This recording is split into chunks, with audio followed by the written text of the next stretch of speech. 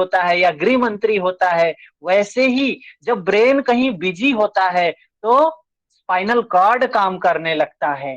Brain जब कहीं busy होता है, किसी काम को कर रहा होता है या किसी को सोच रहा होता है, तो उस समय शरीर को संभालने का काम किसका होता है? स्पाइनल कॉर्ड का। जैसे डीएम अगर नहीं रहते हैं, जिले में जिलाधिकारी नहीं रहता है, तो उनका काम कोई दूसरा संभालता है, कोई सीडीओ होता है या कोई और अन्य अधिकारी होता है। तो ये ब्रेन जब कहीं बिजी, कोई जरूरी थोड़ी हर समय यही रहेगा। ब्रेन हमारे शरीर का 90% काम यही करता है, लेकिन 10% काम कौन करता है? स्पाइनल कॉर्ड करता है। 10% नियंत्रण स्पाइनल कॉर्ड के अंदर में होता है।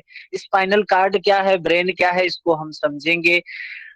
तो ये दो महत्वपूर्ण हैं, ये प्रधानमंत्री हैं और गृह मंत्री हैं, प्रधानमंत्री और उप मंत्री हैं देश के, इस शरीर रूपी देश के। तो इनकी रक्षा के लिए भी बहुत बढ़िया वीआईपी व्यवस्था किया जाता है।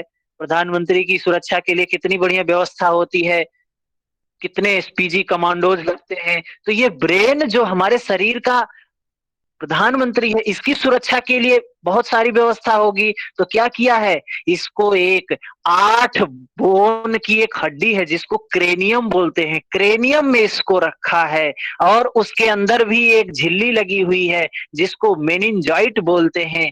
और यह ब्रेन अपने जो है इन इससे 12 जोड़ी तंत्रिका, 12 जोड़ी नर्व्स निकली होती हैं, 12 पेयर्स नर्व्स निकली होती हैं, जो अपने पूरे सिस्टम को काम में लेती हैं। जैसे जो मुख्यमंत्री होता है, प्रधानमंत्री होता है, उसके कुछ कुछ प्रमुख मंत्री होते हैं, वो उनकी संख्या ढेर सारी नहीं होती है, थोड़ी थोड़ी संख्या होती है, 4 6 10 के संख्या में प्रमुख लोग होते हैं। तो ये ब्रेन से निकलने वाली नसों की संख्या कितनी है? 12 है। और ब्रेन कौन सी हड्डी में है? क्रेनियम में है। क्रेनियम ब्रेन की रक्षा करता है।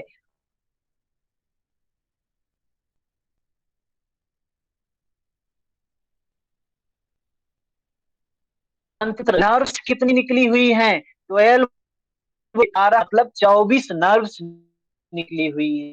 और ब्रेन कौन सी सेल से बना होता है, कौन सी कोशिका से बना होता है? सबसे लंबी सेल होती है, न्यूरॉन सेल सबसे लंबी सेल होती हैं।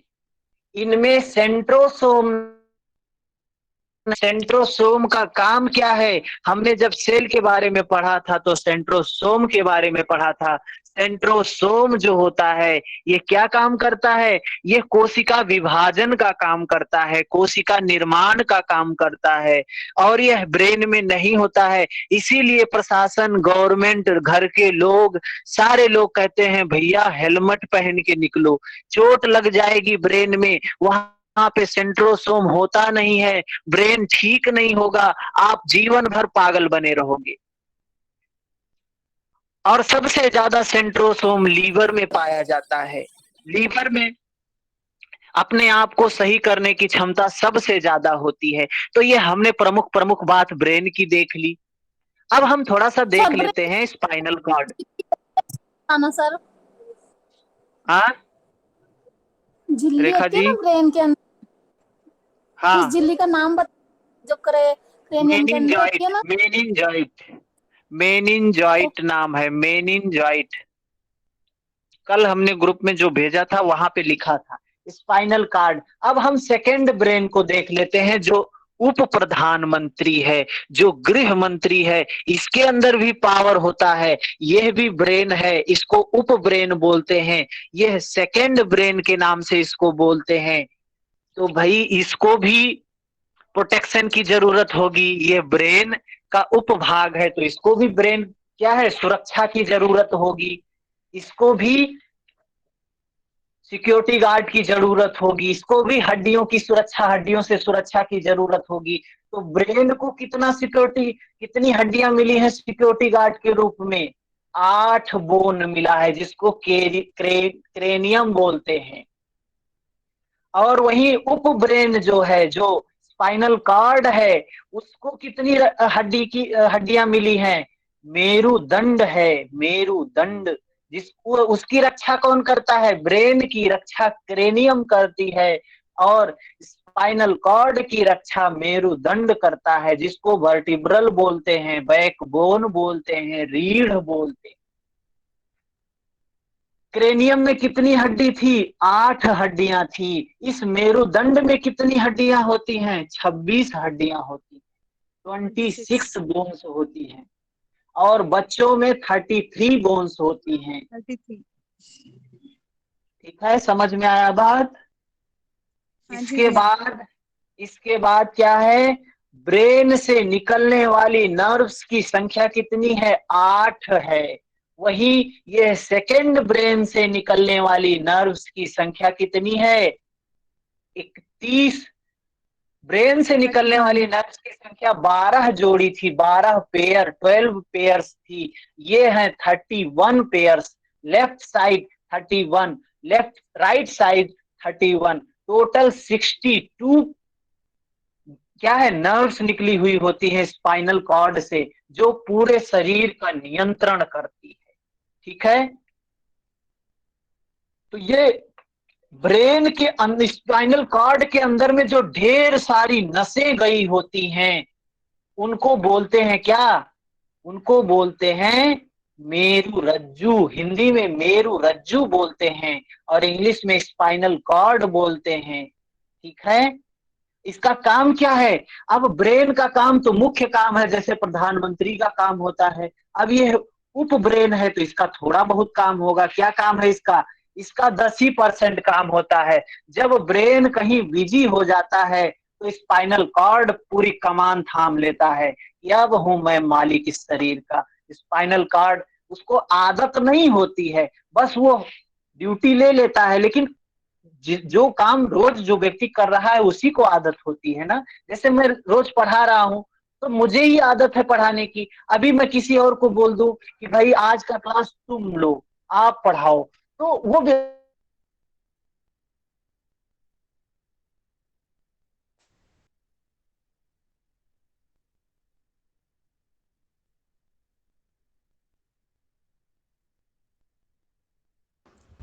आवाज नहीं आ रही है सर। वो एक्सपर्ट नहीं है ना, तो क्या हो जाता है? हम बॉडी चौंक जाता है, छींक आ जाती है, पलक झपकना, खांसी आना, छींक आना, जमहाई लेना, अंगड़ाई लेना, ये सब किसका काम है? ये सब काम है स्पाइनल कार्ड सेकेंड ब्रेन का काम है। ठीक है, और मेरुदंड, ये जो ब्रेन है वो तो मेन मालिक है। ये दोनों किसके पार्ट हैं? ये ब्रेन और स्पाइनल कार्ड दोनों काम किसके हैं? ये दोनों है सेंट्रल नर्वस सिस्टम के अंतर्गत आते हैं। अब 12 जोड़ी नसें ब्रेन से निकली, 31 जोड़ी नसें स्पाइनल कॉर्ड से निकली। अब ये जो नसें हैं, ये किसके अंतर्गत में, इनकी स्टडी किसके अंतर्गत में होती है? तो इसकी स्टडी होती है पेरीफेरल नर्व्स के अंतर्गत में, पेरीफेरल नर्वस सिस्टम के अंतर्गत, जिसको बोलते हैं परिधीय तंत्रिका तंत्र, जो बाहर बाहर काम करती है। पेरीफेरल एक्सप्रेस वे कहाँ पे बना है? पेरीफेरल एक्सप्रेस वे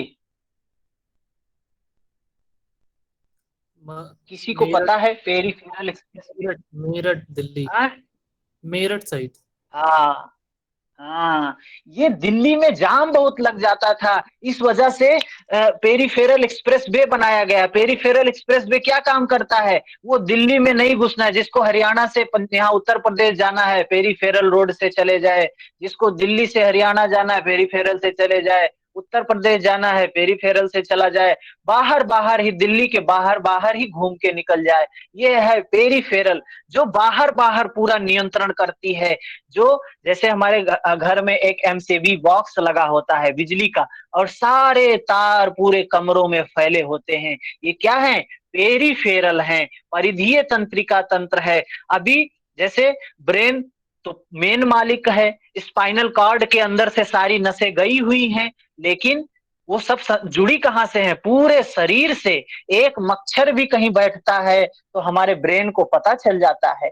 किसके माध्यम से पता चल जाता है? इन पेरीफेरल नर्व्स के माध्यम से पता चलता है। ठीक है। तो उसके अंतर्गत अभी ये भी प्रश्न आ सकता है, पेरिफेरल नर्व्स के तंत्रिका तंत्र के अंतर्गत कितनी चीजें आती हैं? तो 12 जोड़ी तंत्रिका ब्रेन की और 31 जोड़ी तंत्रिका स्पाइनल कॉर्ड की, दोनों आती हैं किसके अंतर्गत? पेरिफेरल नर्वस सिस्टम के अंतर्गत। ठीक है, इतना हमने देखा था। इसके बाद फिर क्या है, ब्रेन को भी हमने देख लिया, ब्रेन के बारे में क्या क्या चीजें बताया। थोड़ा सा ब्रेन को देख लेते हैं। ब्रेन के हमने कल देखा 3 भाग है ब्रेन में। कितने भाग हैं? 3। अग्र अग्र मस्तिष्क, मध्य मस्तिष्क, पश्च मस्तिष्क, आगे, बीच में और पीछे। अग्र मस्तिष्क के हमने 3 भाग देखे थे। अग्र मस्तिष्क के कौन कौन से 3 भाग थे? जिसमें सबसे था, पहला था अग्र मस्तिष्क में सबसे आगे वाला जो मस्तिष्क है, सबसे बड़ा मस्तिष्क है ये है। आगे वाला मस्तिष्क जो है कितना है? 2/3, लगभग 66%, 66% ऑफ होल ब्रेन। और अग्र मस्तिष्क में सबसे बड़ा कौन सा है? सेरिब्रम। सेरिब्रम सबसे बड़ा भाग है ब्रेन का, जिसको प्रामस्तिष्क भी बोलते हैं। हरिओम, मेरी वॉइस चली गई है क्या? आ रही है सर। आ रही सर, आ रही है। ठीक है सर, आवाज।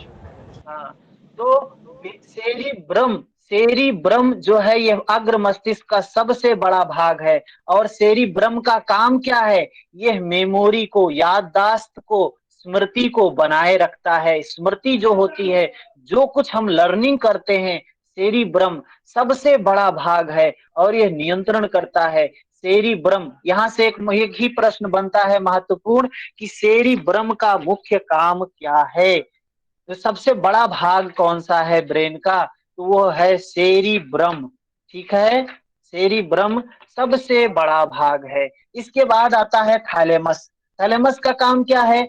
जो बाहर के वातावरण का ज्ञान करवाता है, बाहर का टेम्परेचर का ज्ञान करवाता है। कोई आवाज नहीं आ रही सर।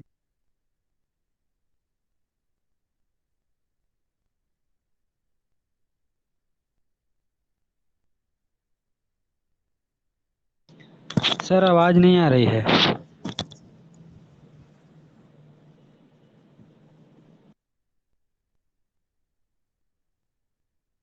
हैं उनको सात्विक आहार लेना चाहिए। क्यों लेना चाहिए? क्योंकि जब उनका हाइपोथैलेमस क्या है, पीसफुल होगा, कामफुल होगा, शांत होगा, तो क्या होगा? जब पीसफुल का हाइपोथैलेमस शांत होगा तो पढ़ाई कर सकता है, साधना कर सकता है। नहीं तो क्या होगा? इमोशनली इम्बैलेंस होगा, राग द्वेष काम क्रोध लोभ मोह ये सारी चीजें होंगी। तो क्रोध आएगा, ये घृणा होगा, प्रेम होगा, तो डिस्टर्ब रहेगा व्यक्ति, ना पढ़ाई कर पाएगा, ना साधना कर पाएगा। और हाइपोथैलेमस क्या करता है? भूख प्यास का ज्ञान करवाता है। प्यास लगी है, भूख लगी, कौन बताता है? हाइपोथैलेमस बताता है। और यह राजसिक जो आहार है, जिसको अपथ्य आहार कहा गया है, हट प्रदीपिका में, कटु अम्ल तीक्ष्ण लवणोष्ण हरित शाक सौवीर तैल तिल सरसप मध्य मत्स्यान अजादि मांस दधि तक्र कुल थप फूल पिंड्याक हिंग लहसुन। लहसुन खतरनाक है इसके लिए। लहसुन खाते ही हाइपोथैलेमस एक्टिव हो जाता है, नहीं खाना चाहिए। सक्रिय होने पर सारे ब्रेन को डिस्टर्ब कर देता है। जब ये सक्रिय होता है हाइपोथैलेमस, तो क्या करता है? सारा, जैसे किसी को घर में क्रोध आ जाता है, ना माई का सुनेगा, ना बाप का सुनेगा, ना भाई का सुनेगा, किसी का नहीं सुनेगा। क्रोध आ जाता है तो अपनी भी नहीं सुनता है, किसी की भी नहीं सुनता है, ये किसी की नहीं सुनता है। वृत्ति सारूप मित्र, जैसी वृत्ति होती है वैसा ही व्यक्ति भी हो जाता है। ये सारे लोग इसके डिस्टर्ब हो जाते हैं, पूरा फैमिली डिस्टर्ब हो जाता है। इस ब्रेन में जितने और अन्य लोग हैं, सेरिब्रल, थाइलेमस और जितना भी भाग है, अग्र पश्च मध्य, सब फेल हो जाते हैं हाइपोथैलेमस जब एक्टिव हो जाता है। तो कहते हैं कि देखने से ये जब जो फीलिंग होती है, इमोशनल व्यक्ति होता है, फीलिंग्स जिसको कहते हैं लव कहते हैं सामान्य भाषा में, किसी को जब देखते हैं 7 सेकंड तक अगर लगातार किसी को देखते हैं तो ये एक्टिव हो जाता है, एक्टिव हो जाता है। फिर ये सारे ब्रेन को भूल जाए, फिर उसी की याद में व्यक्ति खोया खोया खोया रहता है। ये हाइपोथैलेमस है जो इसको व्यक्ति को डिस्टर्ब करता है, भ्रमित कर देता है, जो ये प्यार का भूत लोगों के सिर में सवार होता है। ये हाइपोथैलेमस की क्या है, ये सिर्फ हार्मोनल इम्बेलेंस है, हार्मोन्स की क्रिया ही है और कुछ नहीं है। ब्रेन काम करना बंद कर देता है, विवेक काम करना बंद कर देता है, यही हाइपोथैलेमस एक्टिव हो जाता है। बस यही है जो कुछ है, बस यही है जो कुछ ये सोचता है, बस वही अच्छा लगता है। ये हाइपोथैलेमस है, ठीक है। हाइपोथैलेमस ऐसा आपके मस्तिष्क। सुधा जी। भैया ऐसे कहते हैं कि दिल नहीं टूटता, हाइपोथैलेमस टूटता है। हाँ, हाइपोथैलेमस टूटता है। मैंने तो कहीं ये पढ़ा था कि हाइपोथैलेमस। हाइपोथैलेमस होता है। हम्म। तो यही है, जैसे लोग बच्चे कहते हैं ना कि सोचते हमारा हैं। दिल टूट गया है। सॉरी। हाइपोथैलेमस होता है। अब होता क्या है, वो तो हाइपोथैलेमस के बस में है, सारा ब्रेन काम नहीं कर रहा है। घर परिवार वाले समझा रहे हैं, समझ में नहीं आ रहा है। क्यों नहीं समझ में आ रहा? क्योंकि हाइपोथैलेमस एक्टिव है उसका। अब वो हाइपोथैलेमस जब तक शांत नहीं होगा तब तक क्या होता है, न घर वाले की सुनेगा, ना अपनी सुनेगा, ना सेरिबलम की सुनेगा, ना मेडुला की सुनेगा, किसी की नहीं सुनेगा। सिर्फ वो उसी में ही खोया रहता है। तो ये अग्र मस्तिष्क का भाग था। मध्य मस्तिष्क देखते हैं, कार्पोरा और सेरिब्रम हमने कल देखा, महत्वपूर्ण भाग था, इसलिए हमने कहा आज फिर से रिवाइज कर। ठीक है, रिवाइज करने से चीजें कॉन्सेप्ट ज्यादा क्लियर हो जाता है। मध्य मस्तिष्क में क्या है, कार्पोरा है और सेरिब्रल है। कार्पोरा काम क्या करता है, देखने और सुनने में मदद करता है। कार्पोरा को पेंडिकल भी बोलते हैं, पेंडिकल। तो यह कार्पोरा क्या करता है, देखने और सुनने में मदद करता है, नियंत्रण करता है। जो बूढ़े लोग होते हैं, देखिए, देखने और सुनने की क्षमता कम हो जाती है, स्मृति रखने की क्षमता कम हो जाती है। तो ये क्या है, कार्पोरा है। और स्पाइनल कार्ड, सेकंड ब्रेन का नियंत्रण कौन करता है, सेकंड ब्रेन का स्पाइनल कॉर्ड। आपका वॉइस नहीं आ रहा भैया। सेकंड फर्स्ट ब्रेन का, तो फर्स्ट ब्रेन का सेकंड, हाँ, जो सेरिब्रल है। सुधा जी। आपकी वॉइस कट रही थी भैया बीच में, अभी सही है। हाँ, तो ये सेकंड ब्रेन जो है, स्पाइनल कॉर्ड जिसको बोलते हैं, उसका नियंत्रण कौन करता है, उसका नियंत्रण करता है सेरिब्रल। सेरिब्रल स्पाइनल कॉर्ड का नियंत्रण करता है, जो मध्य भाग का है। ठीक है, इसके बाद आता है सेरिबेलम। सेरिबेलम ब्रेन का दूसरा सबसे बड़ा भाग है। सबसे बड़ा भाग क्या है, सेरिब्रम, और दूसरा सबसे बड़ा भाग है सेरिबेलम। बेलम का मतलब है बैलेंस करने का काम करता है। जो हम चलते हैं, कहते हैं ना समत्वम योग उच्यते, ये समता ही योग है। ये समता को साधने, ठीक है, आसन हम करते हैं तो बहुत से आसन है, बैलेंसिंग आसन है। तो जिसका सेरिबेलम अच्छा होता है, बैलेंसिंग आसन उसके बहुत जबरदस्त होते हैं। जिसका सेरिबेलम कमजोर होता है, बैलेंसिंग आसन उसके अच्छे नहीं होते हैं। जिसका सेरिबेलम, जो हम आसन की प्रैक्टिस करते हैं, अपने सेरिबेलम को ट्रेंड करते हैं। स्पष्ट हुई कुछ बात?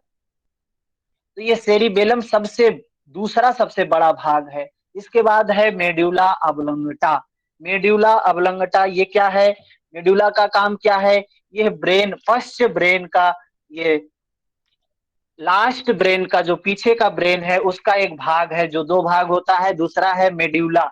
मेड्यूला का काम क्या करता है, जो ये सारी क्रियाएं होती हैं हमारे शरीर में, किसके द्वारा होती हैं, श्वसन हो रहा है, पाचन हो रहा है, रेस्पिरेशन हो रहा है, ये सर्कुलेशन हो रहा है, जो कुछ भी स्वतः हो रहा है, किसके द्वारा हो रहा है, मेड्यूला के द्वारा हो रहा है।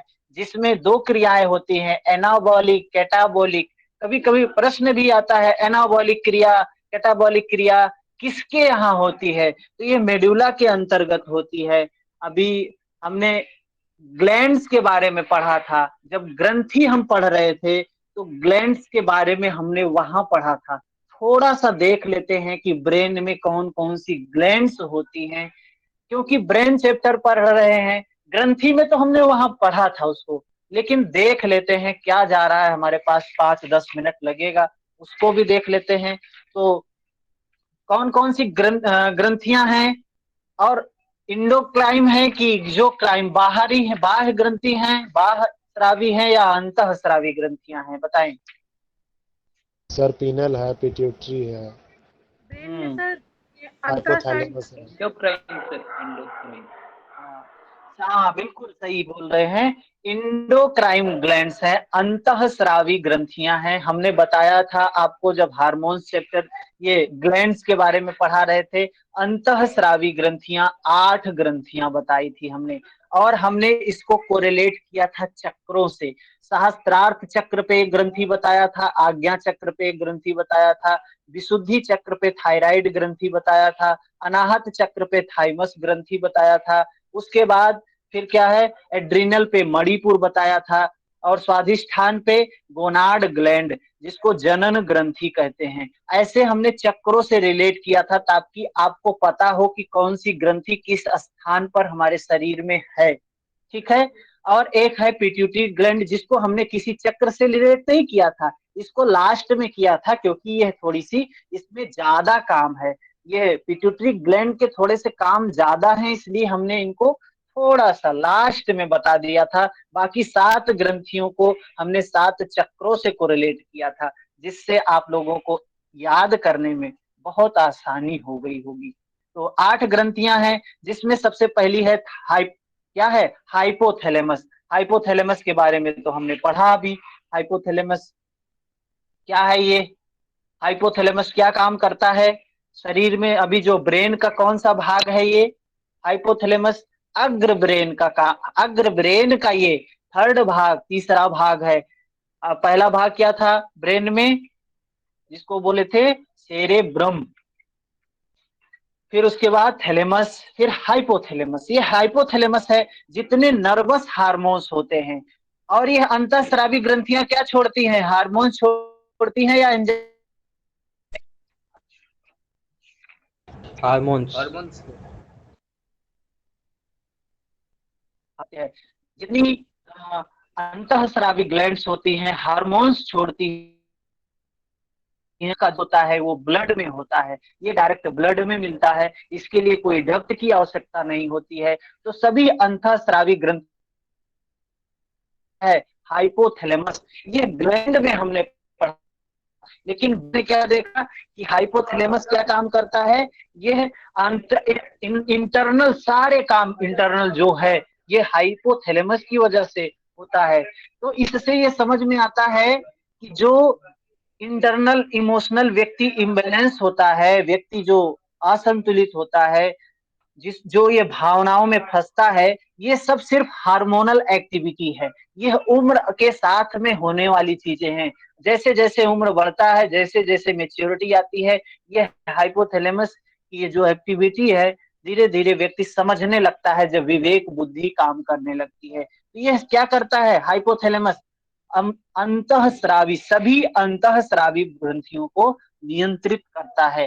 पीनियल ग्रंथि, पीनियल ग्रंथि कहाँ पे है, जो आज्ञा चक्र के स्थान पे हमने बताया था कि भूमध्य के सीधा पीछे अगर छेदा जाए तो अंदर में जाके पीनियल ग्रंथि मिलेगी, जो सबसे छोटी ग्रंथि होती है पीनियल ग्रंथि। और इससे कौन से हार्मोन निकलते हैं, हमने बताया था मेलाटोनिन और सेरोटोनिन। मेलाटोनिन और सेरोटोनिन हार्मोन निकलते हैं। मेलाटोनिन का काम क्या है, रात में ये स्किन को थोड़ा सा काला कर देता है। काला तो होता ही है, लेकिन जब सूर्यास्त होता है तो स्किन हमारी थोड़ी सी डार्क दिखने लगती है, ये मेलाटोनिन की वजह से होता है। और सेरोटोनिन क्या काम करता है, सेरोटोनिन अंधेरे में नींद लाता है। जब तक अंधेरा नहीं मिलता है तब तक हमको नींद नहीं आती है, ये सेरोटोनिन हार्मोन की वजह से होता है।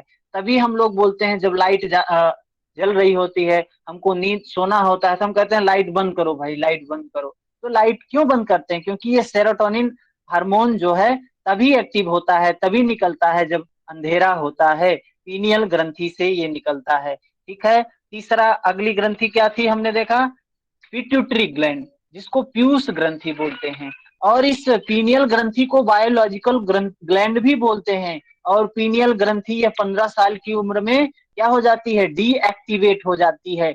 यह निष्क्रिय हो जाती है, बच्चों में निष्क्रिय हो जाती है पीनियल ग्रंथि। सबसे छोटी होती है, कहीं कहीं इसको भी एड्रिनल को, इसको पिट्यूटरी को भी छोटी ग्रंथि के रूप में बोला जाता है।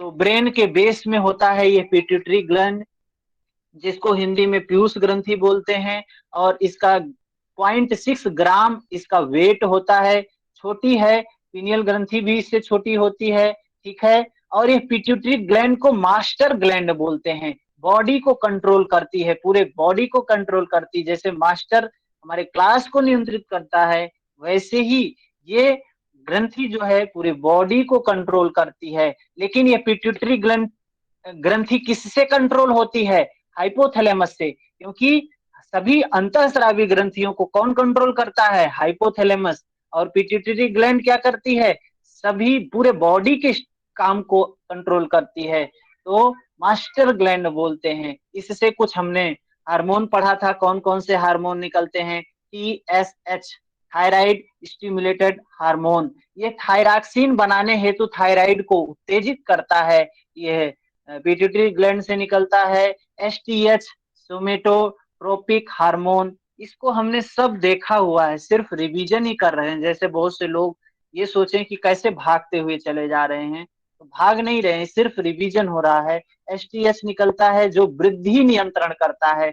आज सुबह में हमारे प्रश्न भी एक आया था, सुबह का जो प्रश्न था उसमें आया था कि वृद्धि हार्मोन कौन छोड़ता है, उसका जवाब क्या था, पिट्यूटरी ग्लैंड। तो ये STH जो है, सेमेटोट्रोपिक हार्मोन जो होता है, ये वृद्धि को नियंत्रित करता है। LTH, लैक्टोजेनिक हार्मोन, ये क्या करता है, दूध का निर्माण करता है।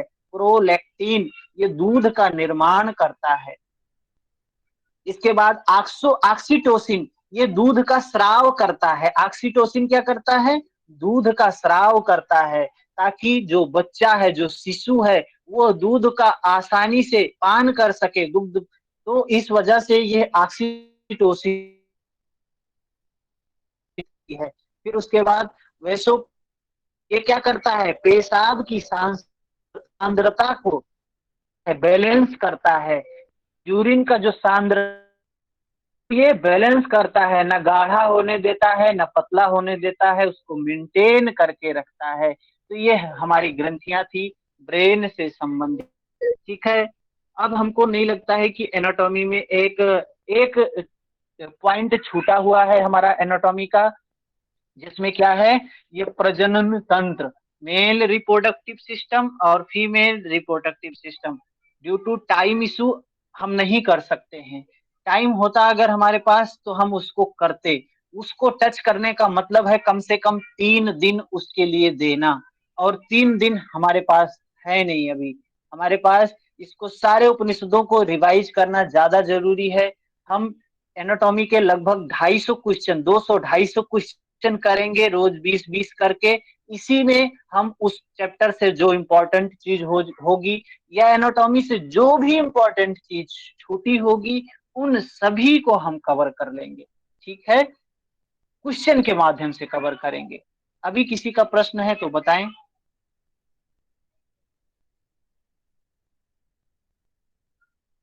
सर कल पिक्चर में देख रहा था, पॉन्स बोल के कुछ तो लिखा है ब्रेन के नीचे, वो क्या होता है सर? छोड़ दें, हमारे लिए इतना ही जरूरी है, बस वो पिक्चर एक समझने के लिए सिर्फ लगाया था, उन चीजों में ना जाएं। और मैं भी मेरा भी कोई बैकग्राउंड इसका नहीं है, सिर्फ समझाने के लिए समझा रहा हूँ। और एनाटॉमी का कोई भी बैकग्राउंड मेरा नहीं है, पहली बार सिर्फ समझाने के लिए इसको पढ़ा हूँ। कोशिश कर रहा हूँ कि अच्छे से समझ में आ जाए एग्जाम की दृष्टिकोण से। यह एनाटॉमी मैं सिर्फ एग्जाम के लिए पढ़ा रहा हूँ, इसको मैं ना बहुत समझता हूँ ना बहुत समझा सकता हूँ। हेलो जी प्रिया जी बताएं। ये बताइए, आप सर हाइपोथैलेमस को कंट्रोल में करने के लिए कुछ खाने पीने की चीजें बता रहे थे, उसको सर एक बार रिपीट कर दीजिए। हाइपोथैलेमस को कंट्रोल करने के लिए वही खाना है, क्या बताया, सात्विक आहार। सात्विक आहार लेना चाहिए।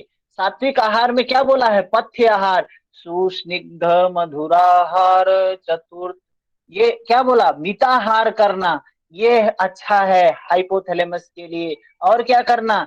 गोधूम सालियो षष्टिक शोभनात्रम क्षीराज्य खंड, ये जो सात्विक आहार बताया गया या फिर जो पथ्य आहार बताया गया, इसको खाना चाहिए। इससे हाइपोथैलेमस एक्टिव नहीं होता है। उत्तेजक आहार नहीं लेना चाहिए, हीट बहुत गर्म आहार नहीं लेना चाहिए, तीखा मसाला वाला आहार नहीं लेना चाहिए, तली भुनी चीजें नहीं लेना चाहिए, इससे यह एक्टिव होता है। ठीक है। जी सर, थैंक यू। तो अभी हम थोड़ा सा क्वेश्चन करेंगे, 20 क्वेश्चन। जी रेखा जी हाँ जी हरिओम। सर, मुझे पीनियल ग्लैंड का पूछना था। वो 15 साल के बाद डीएक्टिव हो जाती है, तो ये सोना और अंधेरे में ये तो फंक्शन चलता है? हाँ, ये चलता रहता है, इसीलिए देखिए बच्चों को कितनी नींद आती है। उसके बाद तो धीरे धीरे नींद कम हो जाती है, लेकिन चलता रहता है, वो रहती है, लेकिन क्या है, डीएक्टिवेट हो जाती है 15 साल की उम्र तक। उस समय तक बच्चों को सोना चाहिए, खूब सोना चाहिए। बच्चे सोते हैं, अच्छी बात है, ठीक है ना। और एक ग्रंथि और है जो 15 साल की उम्र तक डीएक्टिवेट हो जाती है, क्या नाम है उसका? Sir thymus. थाइमस।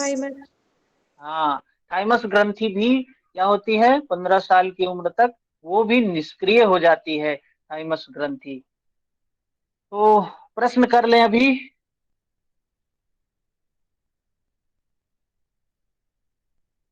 प्रश्न अपना कर लिया जाए।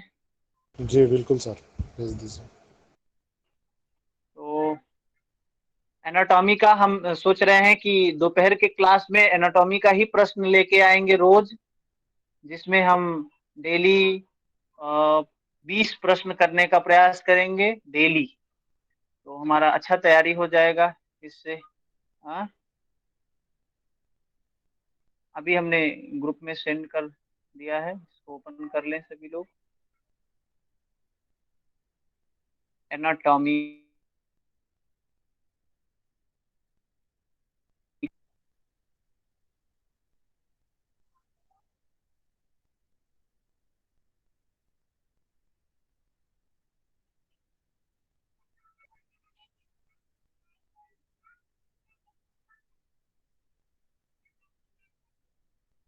हाँ बताएं इसमें प्रश्न का जवाब क्या है।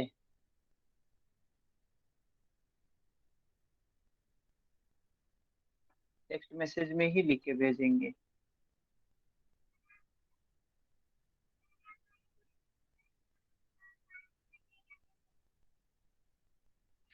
श्वेत रक्त कण का निर्माण मानव शरीर में कहाँ होता है?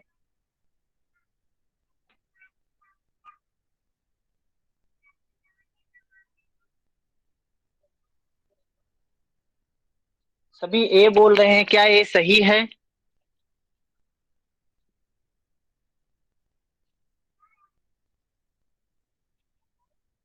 लिम्फ और प्लीहा, लिम्फ में नहीं होता है इसका निर्माण, डब्ल्यूबीसी का निर्माण।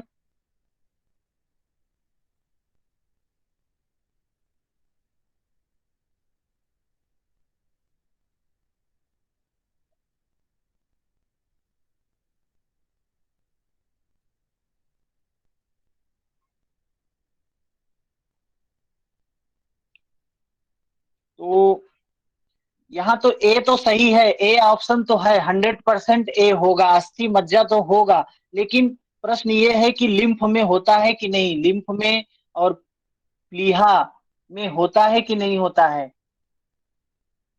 गजेंद्र जी।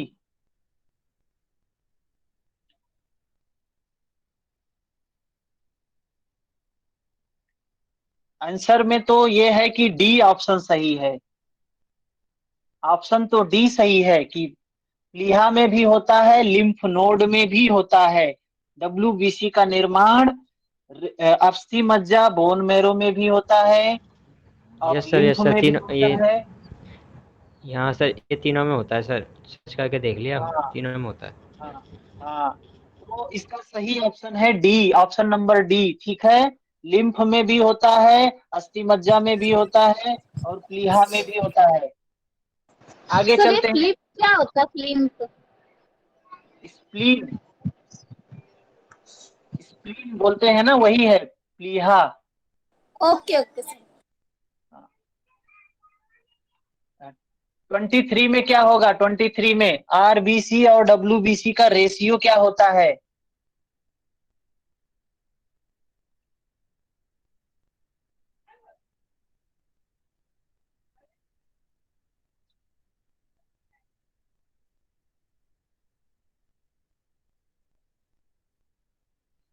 हाँ, ऑप्शन क्या है इसमें? बी ऑप्शन सही है।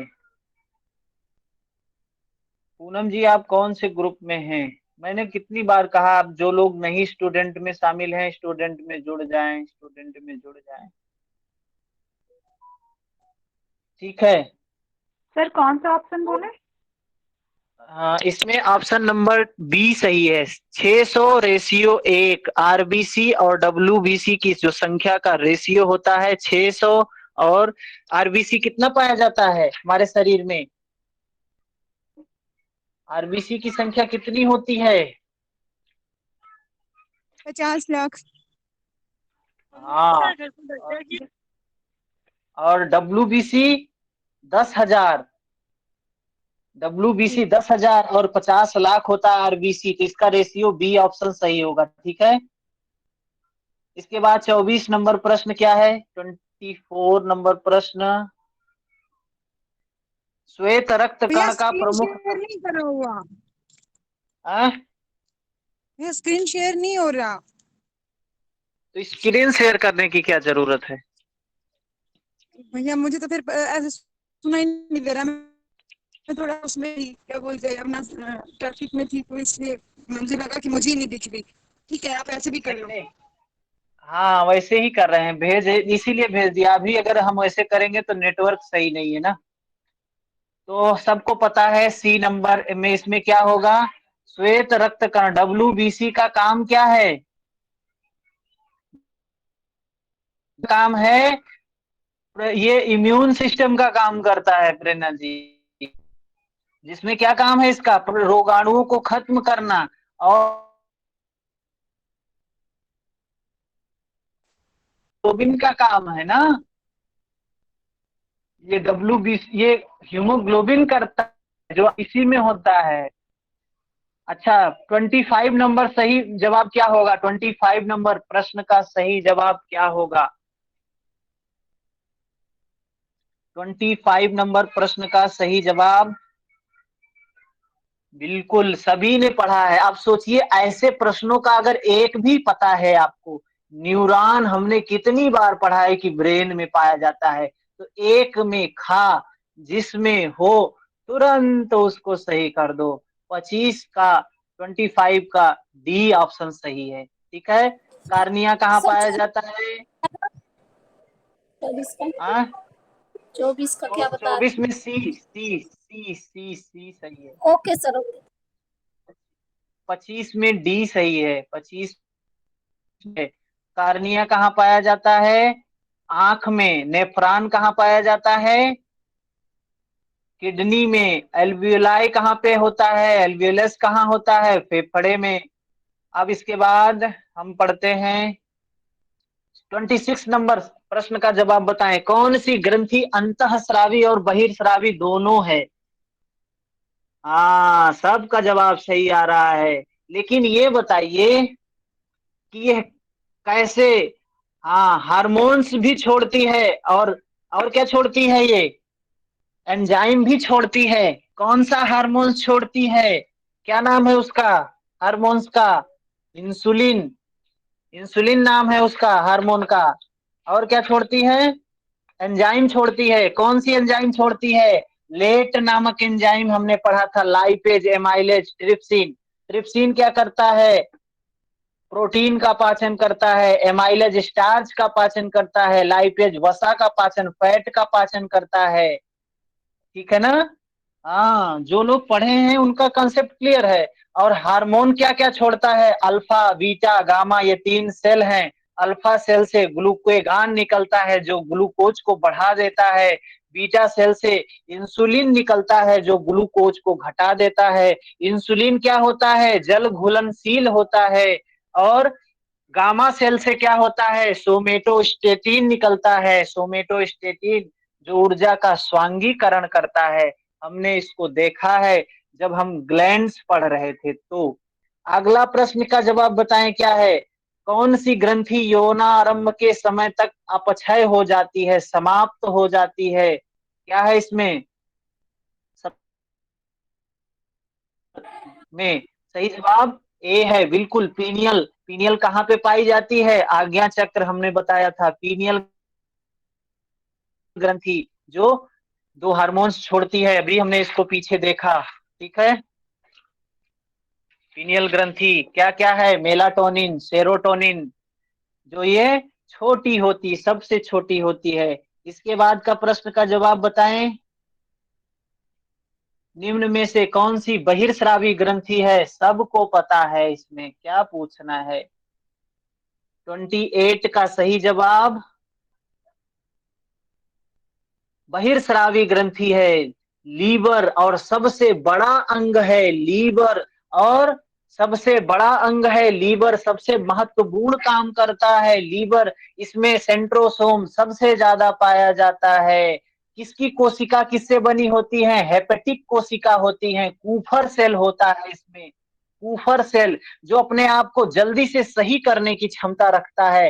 ये नष्ट होती हैं फिर सही हो जाती हैं। ठीक है, लीवर का काम बहुत महत्वपूर्ण है हमारे शरीर में। अगला प्रश्न, अगले प्रश्न का जवाब दें। कौन सी ग्रंथि मास्टर ग्रंथि कहलाती है? मास्टर ग्रंथि कौन सी ग्रंथि कहलाती है? बिल्कुल सभी लोग कह रहे हैं पिट्यूटरी ग्लैंड। पिट्यूटरी ग्लैंड क्या है? मास्टर ग्लैंड है, मास्टर ग्रंथि है। क्यों? क्योंकि सभी अंतःस्रावी ग्रंथियों का, ये सभी पूरे बॉडी का नियंत्रण करती है ये। ठीक है ना? इसके बाद 30 नंबर सवाल, प्रश्न 30 का जवाब दें। मनुष्य 1 मिनट में कितनी बार सांस लेता है? बिल्कुल, मनुष्य 1 मिनट में कितनी बार सांस लेता है? अंशिका जी सही है, वृंदावन जी ठीक है। हाँ, जल्दी जल्दी बताएं। अंजलि जी ठीक है, और 3 ही लोग सही जवाब दिए हैं। अभी सही हो गया सबका। क्या है? 14 से 18 बार। एक मनुष्य 1 मिनट में कितनी बार सांस लेता है? 14 से 18, 14 to 18 टाइम्स इन 1 मिनट। ठीक है, अब 31 नंबर प्रश्न का जवाब दें। वृक्क, किडनी की कार्यात्मक इकाई निम्न में से कौन सी है? क्या है? किडनी की कार्यात्मक इकाई कौन सी है? बिल्कुल सभी लोग सही जवाब दे रहे हैं, नेफ्रॉन। नेफ्रॉन। और न्यूरॉन किसका है? ब्रेन का। ब्रेन का न्यूरॉन नेफ्रॉन है, किडनी का। और कूफर सेल, हेपेटिक सेल किसका है? लीवर का। चलिए, ये मस्तिष्क का सबसे बड़ा भाग कौन सा है? सबसे बड़ा भाग कौन सा है? अरे इतना तेज, अभी तो पढ़े हैं इसको। बिल्कुल, आरबीसी का जीवन काल कितना होता है? आरबीसी का जीवन काल कितना होता है? आरबीसी का जीवन काल कितना होता है? एकदम 120 दिन, बिल्कुल 120 दिन होता है। डब्ल्यूबीसी का जीवन काल कितना होता है? डब्ल्यूबीसी का जीवन काल कितना होता है? बिल्कुल, डब्ल्यूबीसी का जीवन काल 2 से 5 दिन। मतलब इसमें 2 से 5 होता तो 4 दिन है, यहाँ 2 से 5 लिखा है, तो ऑप्शन क्या है? Depend on option. हमारा आंसर अपने ऑप्शन पर डिपेंड करता है, तो ए ऑप्शन सही है। और प्लेटलेट का जीवन काल कितना दिन होता है? प्लेटलेट, प्लेटलेट का जीवन काल प्लेटलेट का जीवन काल 7 दिन होता है। सबसे ज्यादा संख्या होती है 50 लाख आरबीसी, उसके बाद संख्या होती है प्लेटलेट की, उसके बाद डब्ल्यूबीसी की। तो सबसे जीवन काल ज्यादा है आरबीसी का, फिर प्लेटलेट का 7 दिन, फिर डब्ल्यूबीसी का 4 दिन। मानव शरीर का सामान्य ब्लड ये प्रेशर कितना होता है? ऑप्शन नंबर कौन सा सही है 35 में? बिल्कुल सभी का सही है। 120/80, 120 की स्पीड से ब्लड जाता है और 80 की स्पीड से ब्लड आता है। ठीक है। वेन में 80 होता है, और जो आर्टरी होती है, आर्टरी में कितना होता है? 120 होता है। इसलिए आर्टरी मोटी होती है, वेन्स पतली होती हैं। ठीक है। इंसुलिन इंसुलिन हार्मोन की कौन सी कोशिका से निकलता है? Alpha, beta, gamma? बिल्कुल सभी का सही जवाब है B B B, beta beta. तो बीटा से निकलता है। अल्फा, बीटा, गामा 3 कोशिका होती हैं। ठीक है। बहुत सुंदर जवाब दे रहे हैं, बहुत सुंदर है। इसके बाद अगला है, मस्तिष्क का कौन सा भाग श्वसन तंत्र को नियंत्रित करता है? इसमें बताएं क्या होगा? श्वसन तंत्र का नियंत्रण कौन करता है? आज ही पढ़ा है हमने। बिल्कुल, कौन करता है? तो हाइपोथैलेमस करता है? नहीं, हाइपोथैलेमस नहीं करता है, मेडुला करता है। मेडुला करता है। ब्रेन का जो पश्च मस्तिष्क का भाग है मेडुला अबलंगटा, ये श्वसन तंत्र, रेस्पिरेशन का काम, डाइजेस्टिव सिस्टम का काम, सर्कुलेशन का सिस्टम काम, ये सब कौन करता है? यही करता है। 38 नंबर प्रश्न, 38 नंबर प्रश्न का जवाब दें। कौन सा हार्मोन हैप्पी हार्मोन के नाम से जाना जाता है? हैप्पी हार्मोन, हैप्पी हार्मोन कौन सा है? Serotonin, endorphin, dopamine. कौन सा है happy hormone? Serotonin, endorphin, dopamine. तो तीनों हार्मोन क्या हैं? हैप्पी। आकस्मिक हार्मोन कौन सा है? आकस्मिक हार्मोन, आकस्मिक ग्रंथि कौन सी है? एड्रीनल है। एड्रीनल कहाँ पे पाई जाती है? किडनी के ऊपर पाई जाती है, जिसको मणिपुर चक्र के पास में हमने बताया था। यह अंतःस्रावी ग्रंथि है, हार्मोन्स छोड़ती है। Fight and flight hormone, fight and flight ग्रंथि हार्मोन के नाम से जाना जाता है, जिसको आकस्मिक ग्रंथि कहते हैं। एड्रीनेलिन हार्मोन छोड़ता है ये। ठीक है। इसके बाद मेडिटेशन का अभ्यास निम्न में से कौन सा स्राव बढ़ा देता है? कौन से हार्मोन्स का स्राव कम कर देता है? मेडिटेशन का अभ्यास कौन से हार्मोन का स्राव कम कर देता है? कौन सा हार्मोन कम हो जाता है जब हम मेडिटेशन करते हैं? मेडिटेशन करने के दौरान कार्टिसोल। क्या है? कार्टिसोल। बिल्कुल सबका जवाब सही है। कार्टिसोल हार्मोन जो होता है। और मेडिटेशन के अभ्यास में कौन सा हार्मोन का स्राव बढ़ा देता है? किसका स्राव बढ़ जाता है? एंडोर्फिन तो होगा ही, हैप्पी हार्मोन है, तो मेडिटेशन करते हैं तो हैप्पी तो हो ही जाते हैं। बिल्कुल सही है। हाँ, क्या होगा? सभी, ऑप्शन सभी सही है। ऑप्शन जो है सब सही है।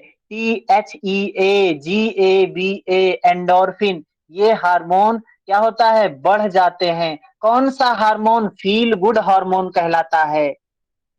फील गुड हार्मोन कौन सा हार्मोन है?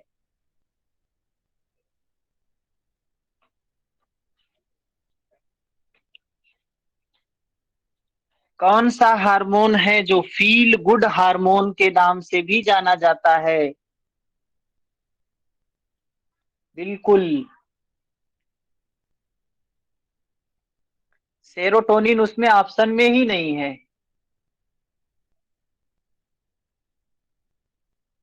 तो इसमें क्या है? एंडोर्फिन। डी ऑप्शन सही है। एंडोर्फिन फील गुड हार्मोन के नाम से भी जाना जाता है और हैप्पी हार्मोन भी पीछे बताया था ना, कौन सा हैप्पी हार्मोन के नाम से जाना जाता है, वहां भी एंडोर्फिन था, यहाँ भी एंडोर्फिन है। तो ऐसे भी प्रश्न आते हैं, तो जो प्रश्न मान लीजिए छूट गए हैं, इसके माध्यम से हम तैयार कर लेंगे। इनको नोट बना लीजिए, सभी जो जो पॉइंट नए मिल रहे हैं यहाँ से नोट बना लीजिए। ठीक है, बहुत अच्छा है, देखकर बहुत प्रसन्नता हो रही है कि इतने सारे लोग हैं, सही जवाब दे रहे हैं, अच्छी मेहनत कर रहे हैं, सबका परिणाम अच्छा आएगा। ऐसे ही लगे रहना है। कितना दिन बचा हुआ है? आज हमारा तारीख कितना हो गया? 6 तारीख। मतलब अब हमारे पास गिने गिने घंटे हैं, 19 घंटे सुबह, 19 दोपहर, 19 शाम। तो ये 3 टाइम हम मिलते हैं, 19-19 घंटे हैं। तो इनको एक एक दिन में एक एक कम होता जा रहा है। बहुत अच्छा है। अगर इसी तरीके से हमारा प्रयास रहा, सारे लोग सफल होंगे, एक रिकॉर्ड बनेगा कि इतने कम समय में इतना अच्छा रिजल्ट कैसे आ सकता है। ये एक किसी के मार्गदर्शन में जब हम काम करते हैं तो ऐसे ही चीजें हम सीखते हैं, किसी के मार्ग। इसीलिए गुरु की महिमा बताई गई है कि गुरु कितना महत्वपूर्ण होता है। जो सफर हम सालों में तय करते हैं, गुरु अगर मिल जाए तो उसको 1 महीने में हमको सफर को तय करवा सकता है। ये परिणाम है आप लोगों के सामने। जब एग्जाम में बैठेंगे तो इसका प्रभाव आपको आनंद आएगा कि कितना चीजें आपने कवर किया है। जो लोग उपनिषद पढ़े होंगे, जो लोग सारे हठयोग के ग्रंथों को पढ़े होंगे, उनके जब प्रश्न देखेंगे तो बहुत प्रसन्नता होगी कि हमने तो इनको पढ़ा है। आज के पहले अगर कभी नेट का एग्जाम दिए होंगे तो उसमें तो 90% चीजें अनजानी सी आई होती हैं। हम सोचते हैं ये कहाँ से आ गया है, हमारे ही सिलेबस का है कि दूसरा पेपर मिल गया है।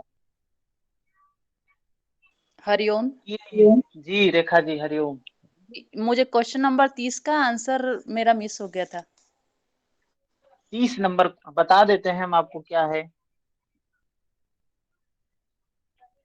30 नंबर प्रश्न का आंसर क्या है?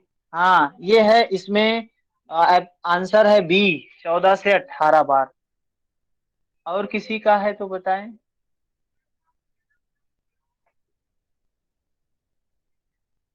14 से 18 बार। ठीक है, अच्छा लग रहा है ये प्रश्न सेशन जो किया जा रहा है, अच्छा है, बहुत बेहतर है सर, पूरा क्लियर है। लाभदायक है।